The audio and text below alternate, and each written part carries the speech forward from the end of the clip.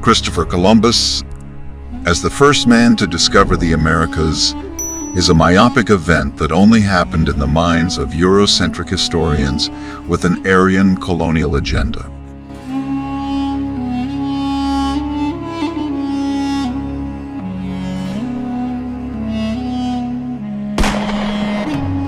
In Wehner's book, Africa and the Discovery of America, he explains that Columbus noted in his journal that the Native Americans confirmed black-skinned people had come from the southeast in boats, trading in gold-tipped spears. It was found also that the ratio of properties of gold, copper, and silver alloy were identical to the spears, then being forged in Guinea. According to an American historian and linguist, Leo Weiner of Harvard University, one of the strongest pieces of evidence to support the fact that Africans sailed to America before Christopher Columbus was a journal entry from Columbus himself. There is now a growing body of evidence to support the idea that Africans did in fact visit the Americas long before Columbus, as there have been solid claims about African explorers, sailors, and traders who made their way to the Americas in ancient times. The idea that Africans may have visited the Americas in pre-Columbian times is not a new one. In fact, widely untaught evidence exists that Africans sailed to the Americas and settled centuries before Columbus.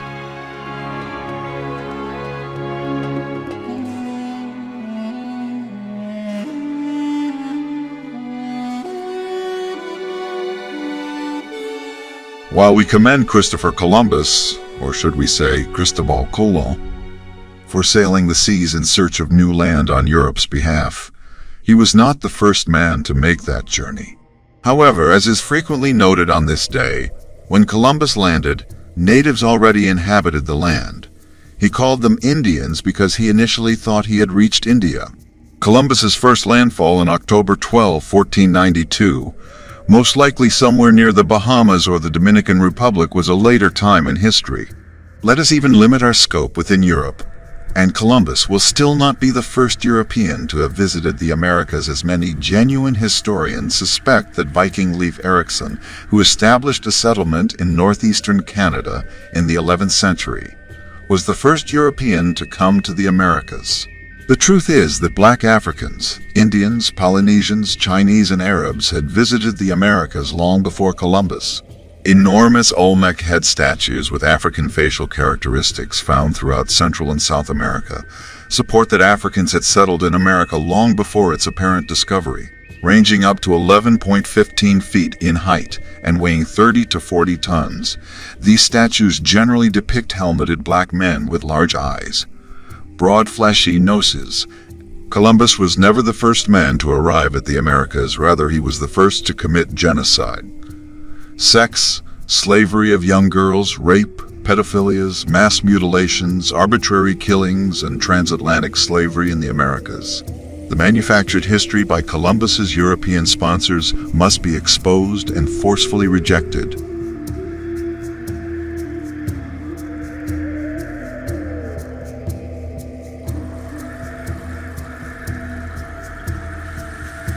Columbus and his men took to hunting the fleeing Lucayans down for sport, and after murdering them, using their bodies as dog food. Surviving Lucayans fled to the surrounding mountains to escape the sadistic savagery and barbaric treatment of the so-called civilized Christian Europeans toward them. There are eyewitness accounts of fallen Lucayan warriors being fed to hunting dogs while they were still alive, screaming and wailing in agony as the dogs feasted on their limbs and entrails. Columbus saw this as a perfect excuse to go to war, and with heavily armed troops and advanced weaponry, it wound up being a very short war. The natives were quickly slaughtered, having only spears, rocks, and other primitive tools to fight with.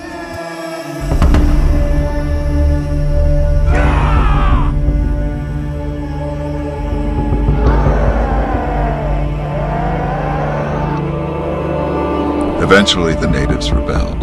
History has it that on Christopher Columbus' second visit to the Americas, this time armed to the teeth, he demanded that the Lucayan people give his men food and gold and allow them to have sex with their women. When the Lucayan refused, Columbus responded by ordering that their ears and noses be cut off so that the now disfigured offended could return to their villages and serve as a warning to others. The ugly picture that emerges is of a brutal man who massacred the existing population of the islands, the Bahamas amongst others. Where he landed, used girls as young as 8 or 10 for sex and conducted mass mutilations in his hunt for gold.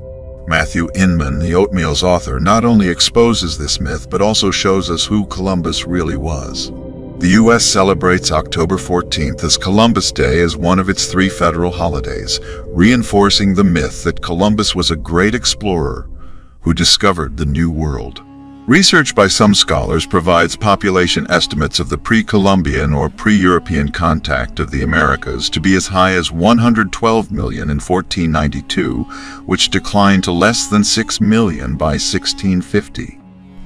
The so-called discovery of the Americas by Christopher Columbus was followed by possibly the greatest demographic disaster in the history of the world. He described these people as having black skin, curly hair, and other features that were characteristic of Africans.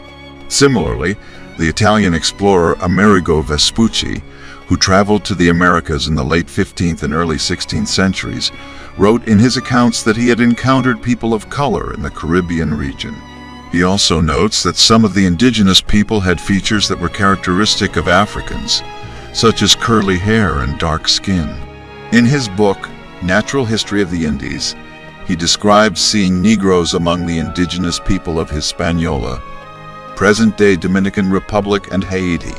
One of the most well-known accounts of African presence in the Americas comes from the Spanish explorer, Gonzalo Fernández de Oviedo y Valdez, who traveled to the Americas in the early 16th century.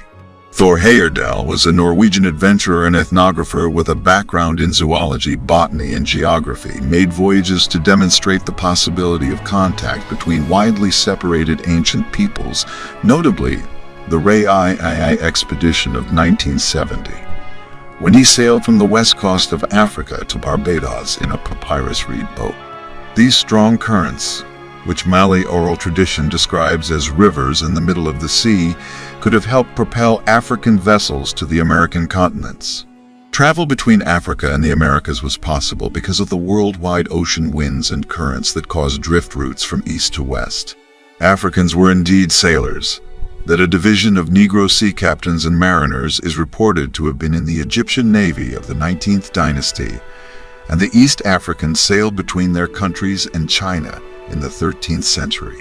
How could Africans who are not popularly known as seamen have crossed the 1,500 Atlantic miles to the American continents? Early 14th century Atlantic expedition headed by Mali King Abu Bakari, i.e., may have reached the Americas. The launching of the expedition is recorded by Arab historian Ibn Fadl al-Omari.